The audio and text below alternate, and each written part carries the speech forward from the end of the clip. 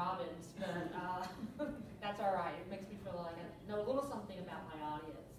And that was one of the first things I want to talk about. When I first was introduced to the concept of a learner-centered syllabus, it really struck me that what it was talking about was figuring out who is your audience for your syllabus. In the past, the whole notion of a teacher-centered syllabus versus a learner-centered syllabus, in the past, I think my syllabi were really written for myself, so that I knew what I was supposed to be doing that semester. They were written for my dean or other professors to make sure I had everything aligned the way I was supposed to for my school or my department. And they were written for the attorneys at IU to make sure that I had all the legal stuff on that syllabus. But they really weren't written for the students. And I guess it should have come as no surprise to me that the students didn't read them. Why would they? They weren't written for them. They really were not written in such a way that they even understood what I was saying. And the first day of class, I just read it to them anyway. So why would they bother reading it? And I know that there's all sorts of ways to try to encourage your students to read your syllabus. You know, the Easter eggs, right?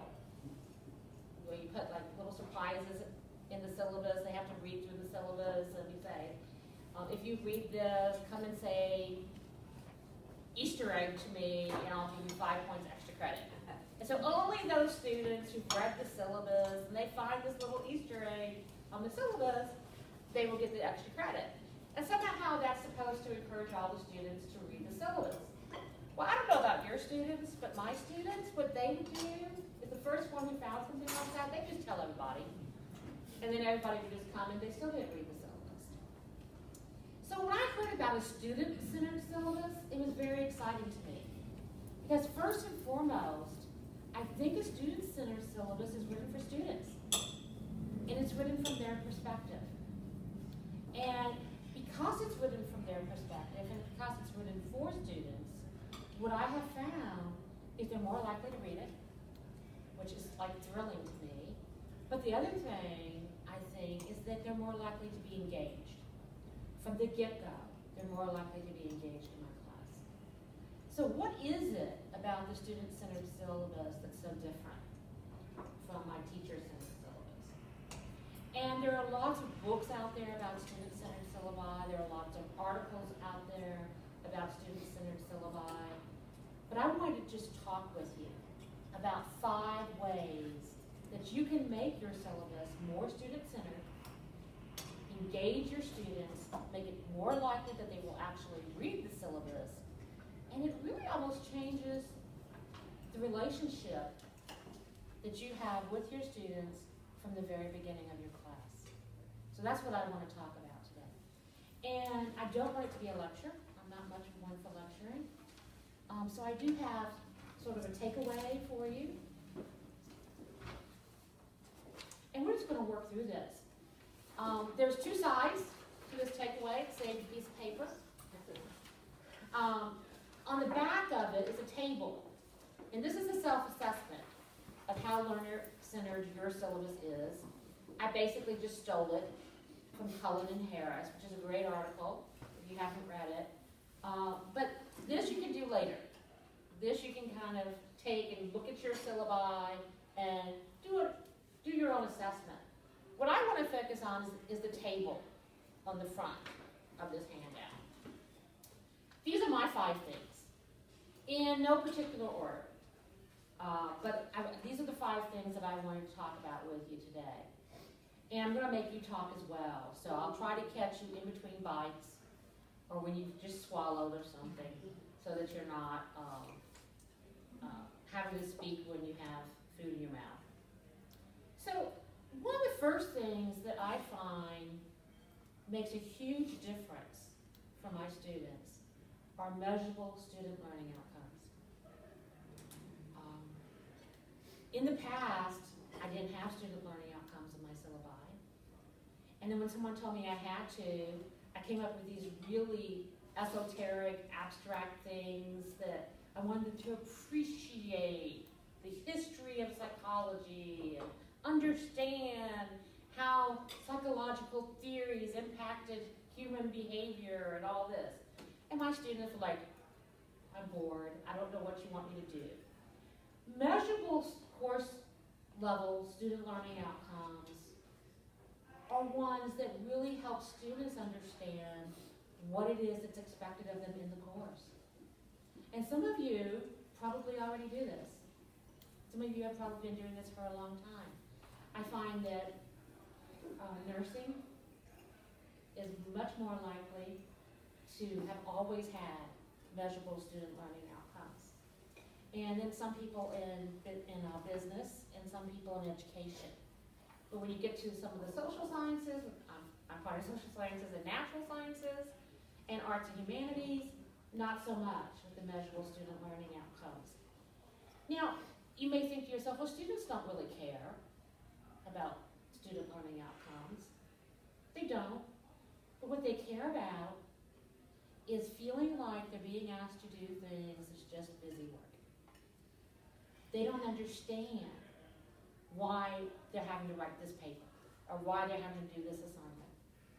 So when you're able to show them what it is that you want them to get out of this class, and then how what you're asking them to do relates to that, there's a much more,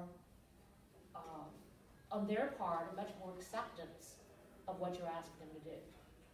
So I think that's really important.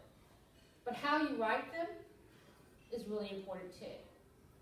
I have 2 columns here for you, a 4 column and a better column. Not perfect, but it's better.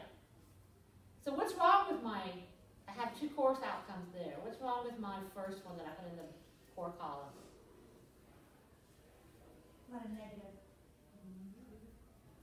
How are they going to demonstrate understanding? Bingo. It is. How will they demonstrate understanding? Notice in the better column how I explicitly tell them what I want them to be able to do. I want them to be able to compare and contrast major theories. So they have to learn the major theories, and then I want them to be able to compare and contrast those major theories. And there's another difference in there that I'll get to a little bit later that helps as well. But let's jump on down to the second one, because I want to save lots of time for the last one. The last one is the most contentious of these 5. So if I have these great learning outcomes now, all of my instructional materials and all of my assessments have to match those learning outcomes, right? So if I say I want students to compare and contrast, I've told them that's what I want them to do, but I never assess them, I never ask them to compare and contrast, then there's a disconnect between what I'm telling them I want them to do and what I'm actually having them do.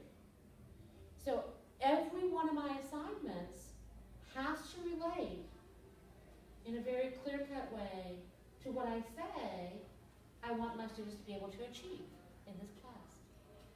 And my instructional materials. So if I'm telling them I want them to compare and contrast theories, I need to have materials that show them the various theories. And then preferably, I would have some materials that allow them to practice comparing and contrasting before I actually assess them on comparing and contrasting. So see how all this is built around the student? If I want the student to be able to do this, I need to tell them what I expect them to do.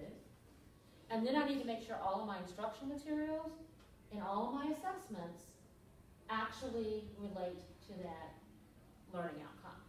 Does that make sense? I am not opposed to multiple choice questions. I know sometimes, multiple choice questions get this really bad rap that all they ever do is assess basic knowledge. You can write a really good multiple choice question that allows students to apply what they've learned. But you need to ensure that the multiple choice questions you're using, the assessment that you're using, really does relate to your learning outcomes. think that one's probably pretty easy, the poor versus the better. So although under the poor it says identify, it doesn't really ask students to compare and contrast, does it? So if that's all you're doing, you haven't really allowed the students to achieve that learning outcome, or to demonstrate that they've achieved that learning outcome. So even though a short presentation seems like in some ways, well, that's not much to have them do, they need to be tested over this, isn't a presentation a testing? You're asking them to do something, and then you're assessing whether they've done it. That is a test of their skill to do that. So sometimes I think faculty rely on traditional testing methods when a short presentation, or what I might call a more authentic assessment, would be a better, easier way for you to assess whether the student has met those learning outcomes. First person. Look at your syllabi. Most of us write in the third person. The instructor expects students to speak for, okay, so the instructor, we don't want to talk about ourselves, we don't say I, and these students. What's wrong with I expect your presentation? It's a different way of writing. And I don't think faculty are even aware that they're doing it, because all through graduate school, we were taught, you write third person, right? So go back and look at that first recommendation in the poor and the better box. Notice how it went from being third person to being just more friendly. You will be able to. So all throughout my syllabus, I rewrite it. I rewrite it as if I'm having a conversation with that student. And when I'm having a conversation with a student face to face, do I say, the instructor expects the student to do this? No. I would like to see you do this. Notice how the tone changes so tremendously from the instructor expects students to, I would like you to do this. So think about if you went through your entire syllabus and changed things that way. Let's talk about just that first section of your syllabus. What's the first thing you put in your syllabus after the title of the course? Description? Okay. Contact information, right? So probably most of you, well, at least somewhere near the top, I want you to have contact information. So let's talk about office hours. If you're going to change this to a more student-centered approach, how could you change your description of office hours? What do you currently put? Office hours, Monday, Tuesday. Uh-huh. So you put like Monday, Wednesday, 11 to 12, for example. How many students show up?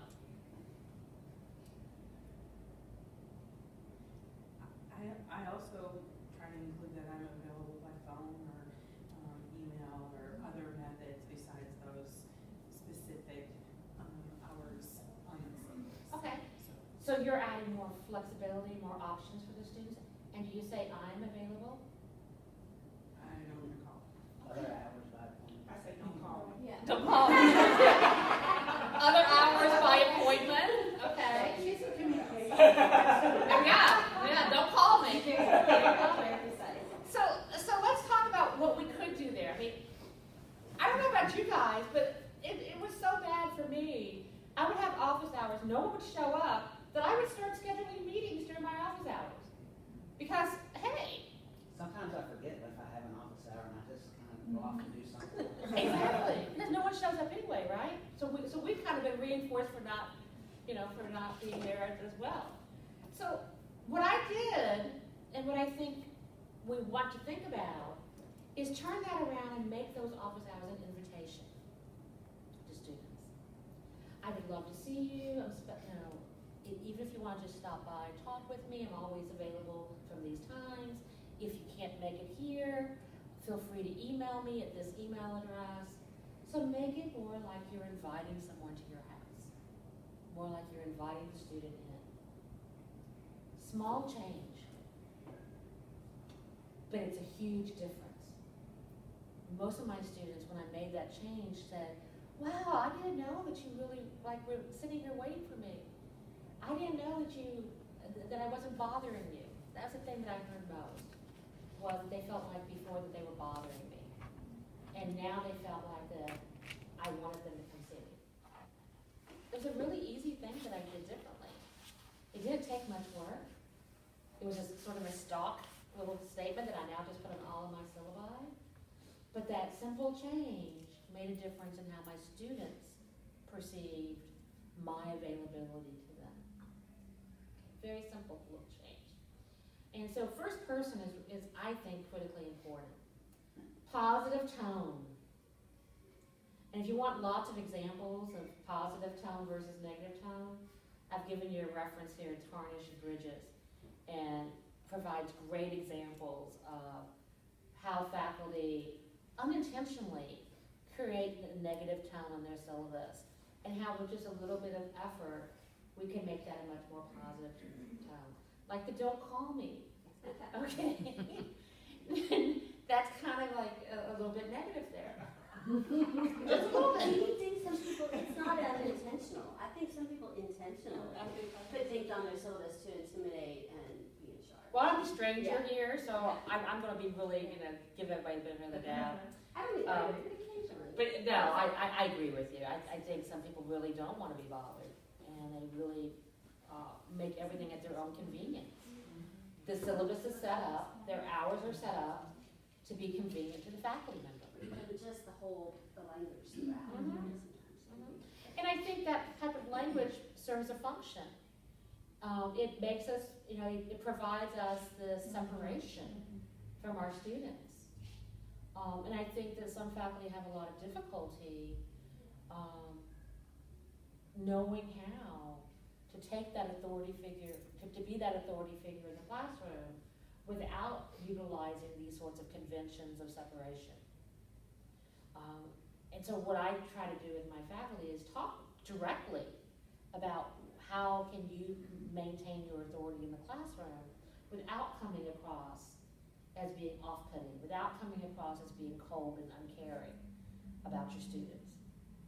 So I always make the assumption that they care about their students, even if I suspect that they don't. I'll go ahead and make that assumption, and then, because they're not going to tell me to my face usually, look, I really don't care about these students. They won't say that to me. So that's usually the way I handle it. But I think that we need to consider what we're doing when we do that. And I think you're right. I think people maybe just trained from several years ago to have a certain language. They do care about their students. I think It's just so. It makes it a little less formal too, with the first person. It does. Informal, sorry. And I think as new faculty come in, they're looking for guidance, so they look to an old syllabi, and they just input, they put their name and contact information and update maybe something there for assignments, but I can see that happening really, really easily. And then after you've done that for a couple of years, that's the way syllabi are written. And that becomes the culture, and everybody writes syllabi that way. And that's why I say, I got into the habit of writing syllabi for my colleagues. I got in the habit of writing a syllabus for my dean, or for the attorneys. I wasn't really writing it for my students. And so it's kind of a switch, and it's kind of unsettling at first to create a syllabus that's more student-centered.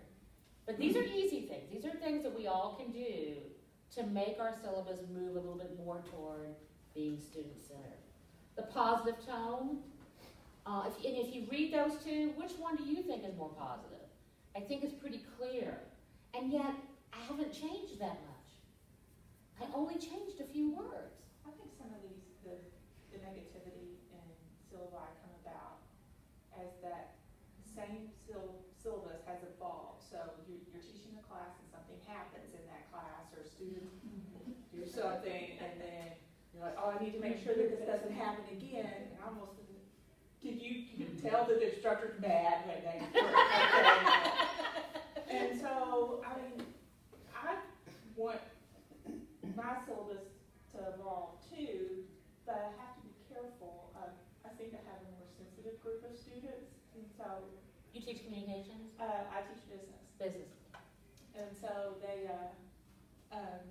say sometimes students are confused by this, and so that they don't feel like you're talking down to them, or this is just a common mistake that people make. So I want to be clear about it. I think you can still do that without making the student feel stupid. I agree. And I think the trick is to write it like you're speaking right now. To not allow ourselves to go back in that, sort of pull back and the authority of, I'm going to tell you what to do now. But I think writing it just the way you were talking is the way to go. And that seems to come across much better to students. So I agree. How do you keep using that type of sort of positive language and open language, even in those parts of the syllabus that really require a firmer hand, like around attendance policies, assessment policies around exams and makeup exams and so on? So you put forth a strong message to tell the students, here are acceptable norms of behavior in class, what's my policy on using electronic devices in class, where you could very, very easily get taken advantage of by our students. That gets down to the last one. And I told you the last one was going to be the most contentious one. So I'm going to move to the last one, and then we're going to address that.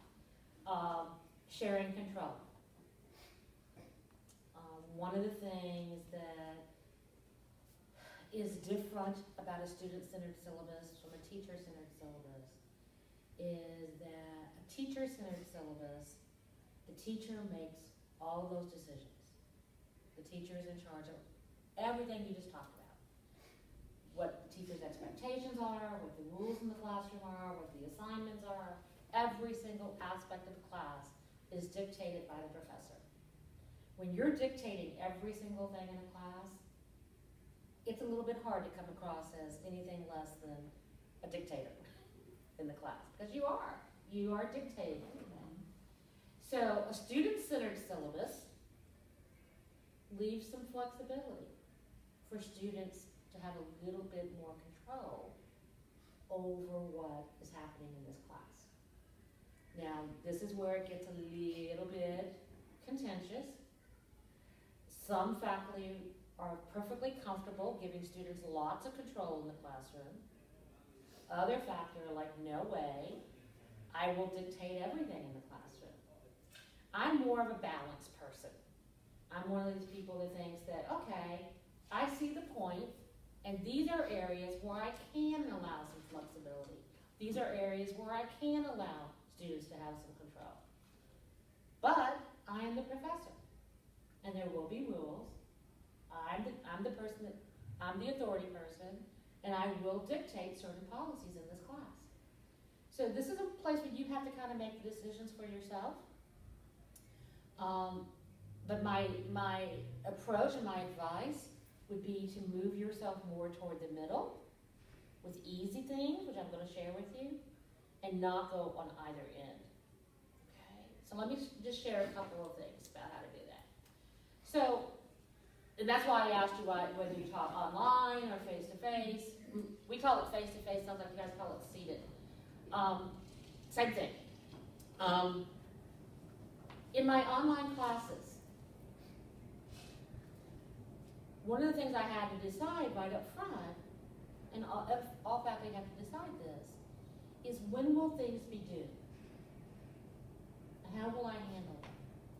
Do I have due dates? Do I not have due dates? Can students submit work late? Can they not submit work late? So some of my colleagues, they only open each unit.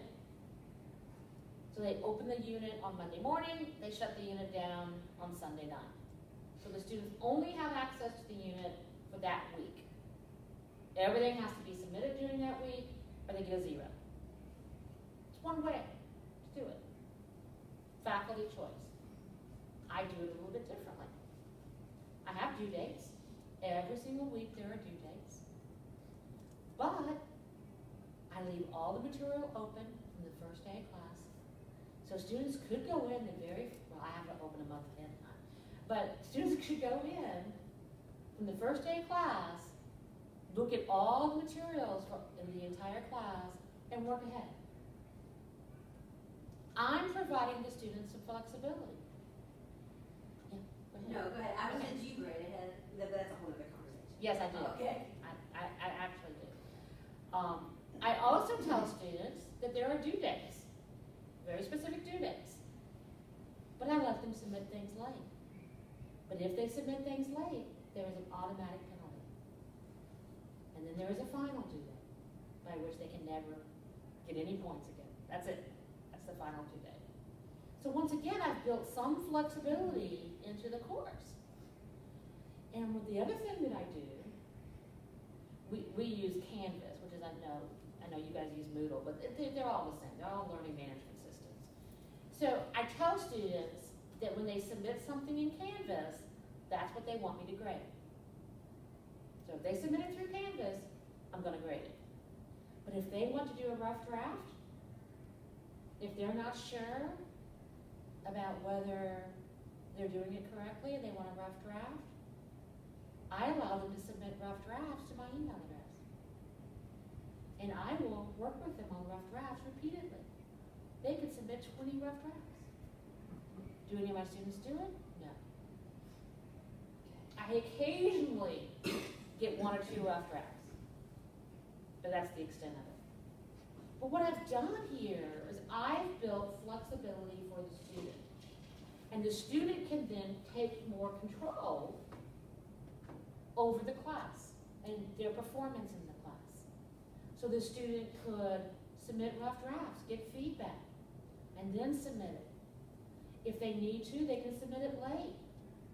I don't know about you guys, but before I had this late submission policy, I can't tell you how many grandparents I killed every semester.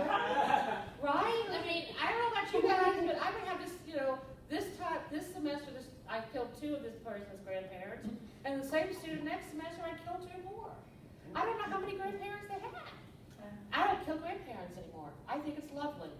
I've single-handedly saved hundreds of thousands of grandparents, which I think is pretty cool. They used to make up all sorts of excuses as to why they couldn't submit their work on time. I don't hear any of that anymore. I don't get a single response like that. So my making a slight change, giving the student more control over their own work, have actually improved not only the quality of their work, but the student's willingness to maybe submit a rough draft, maybe submit an assignment that they may not have done before because they couldn't submit it late. I like that. My goal is for them to get through the class successfully. My goal is for them to learn the material. I really don't care if they submit it a day late. They get a penalty because it's not fair to the students who submitted it on time. But it's, bless you, it's not really a problem for me. Now, there's always going to be those students who don't do anything. But think about little things that you can do that makes a difference from the student's perspective. My students really like not being put on the spot of having to make up excuses. They don't like that. They don't like feeling like that. I'm treating them more like an adult, okay? You don't get something done, there are natural consequences. The natural consequences, you lose 2 points. And my students seem to respect that much more. In terms of grading, I'm probably unusual. And I probably shouldn't even bring this up. Because I really believe in providing as immediate a feedback as I can for students. So I tell the students on the syllabus. And we'll go back to this in a moment. What can students expect from me? I don't have just my expectations for them, but what can they expect from me?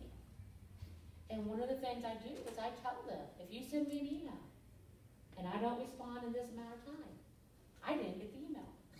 So send it again. If you submit something, I will grade it within this amount of time. If you don't get it graded within that amount of time, send me an email, because I obviously didn't get it. My computer may have blown up, because I will grade it within that amount of time. I really think it's important for immediate feedback. Because I think that especially when students are, have multiple assignments of the same type, that if they don't get immediate feedback, they may be 2 or 3 assignments in, making the same mistakes.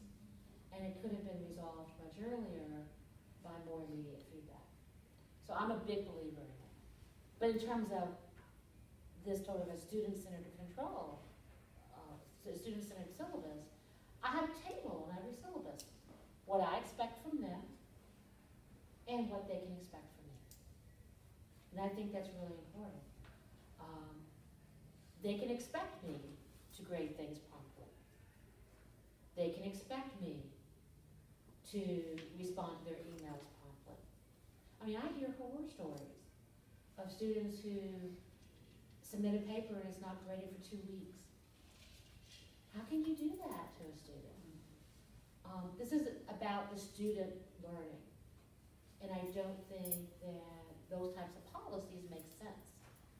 So I maintain full control, and I'll tell them, this you can do, these are your options, this is what I will do, okay?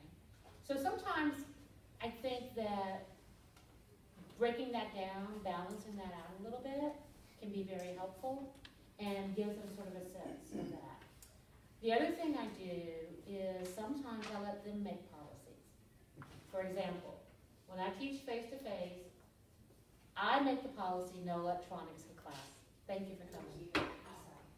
So no electronics in my classes. No cell phones, no laptops, nothing. We don't have electronics in my class. And how do you deal with it? So, then I let the class choose what the penalty is. Okay? So, and I don't have the problem, because the class has now decided what the penalty is. They are more likely to say, she has her cell phone out.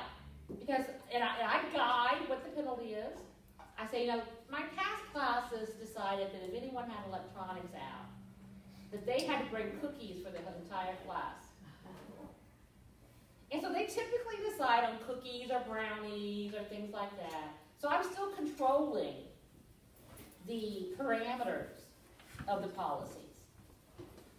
But they feel like they are getting to help in setting up these sorts of things. And it works like a dream. It works like a dream. I can tell that Which graduate or undergraduates? Both.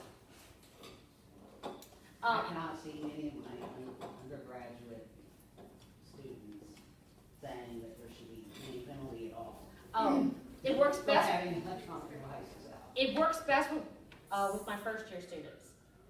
I teach a first-year seminar class, and so we have a small class. And I also teach intro psych, which is really large, like 60 to 100 students.